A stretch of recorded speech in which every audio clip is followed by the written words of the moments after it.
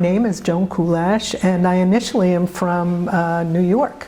Huntington, Long Island, New York is the 1st of May, 2025. My world was very insular. I did not know many different people from many different backgrounds.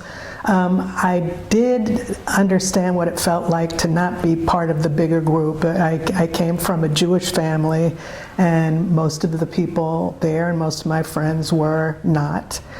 So I never felt quite part of the group, I have to say. After a while, especially in my teens, I felt like it was time to break away. I just couldn't get far enough away. Had friends in Boston, drove up there, and began to expand my world a little bit. Around in the 80s, right before we moved up to North Andover, I started listening to the news, and I'm hearing about the riots at that time in Lawrence.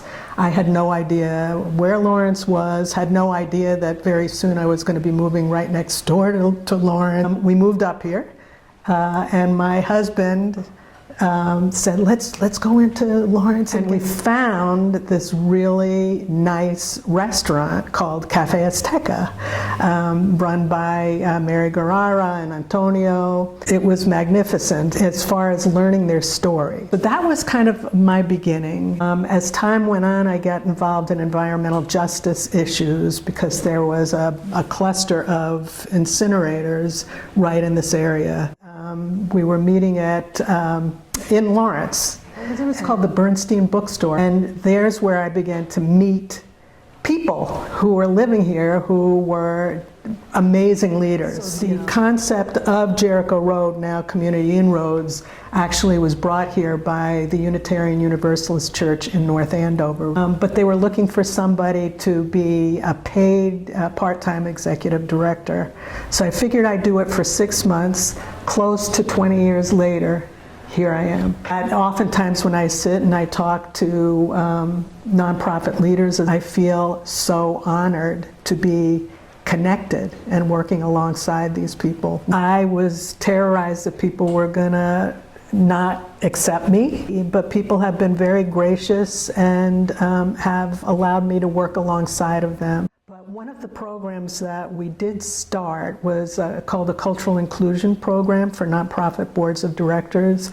And what that is tapping into the talent of the people of Lawrence and Haverhill. Now, Vilma Dominguez, it used to be Vilma Laura, she was the one who said, you're going to do this and we're going to work with you. And so bringing in the leaders of the community who represented the culture of the community to sit down with me and to architect what that program was going to look like and be honest with me about what the obstacles were and how to work around them. So the Auntie Joan, I guess that really came from my feeling family and really starting to get to know people at an intimate level and working with them to provide them with what they needed. People started calling me Auntie Joan.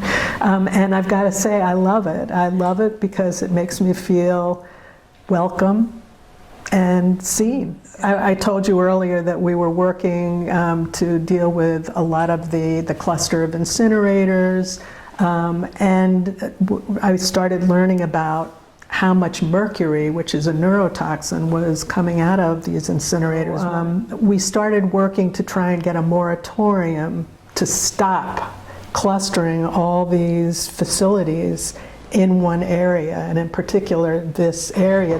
For well over 10 years, this is all I would think about day after day after day, is we have to do something about this. Enough is enough. The North Andover Citizen actually drew a cartoon of me and called me Killer Kulash. That love and partnership was a big step forward, I think, for Community Inroads, and quite frankly for me, in this cultural inclusion program where we bring in people from across the river, who were on boards of directors, and having them have the opportunity to meet leaders from the community who represent the culture of the community. That is where the relationships and the trust start to form, and where I will occasionally walk into a place like, let's say, El Taller, and I'll see people who are from Lawrence and people who are from the suburbs having lunch together for no other reason that they're socializing, and I'll say, where did you guys meet? I didn't know you knew. And it was usually from the cultural inclusion program. So, going into El Taller is just one of the things that always struck me was the wait staff were so amazing. They were so cool. And I realized that they were people who worked with bread loaf, and they were artists, they were activists, they were poets, they were dreamers.